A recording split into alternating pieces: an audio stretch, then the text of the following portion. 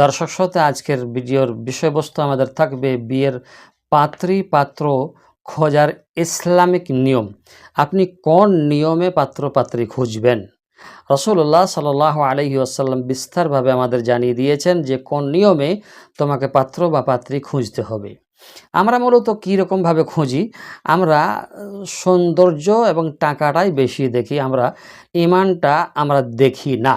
অথচ রাসূলুল্লাহ সাল্লাল্লাহু আলাইহি ওয়াসাল্লাম বলছেন যে বিয়ের ক্ষেত্রে সে পাত্র হোক বা পাত্রী হোক, ইসলামে পাত্র পাত্রী খোঁজার সময় সর্বাগ্রে দেখা হবে দিনদারি।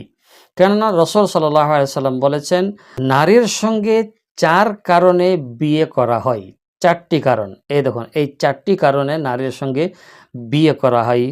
প্রথম হলো তার সম্পদ, দ্বিতীয় হলো বংশ, তৃতীয় হলো সৌন্দর্য, আর চতুর্থ হলো দিনদারি।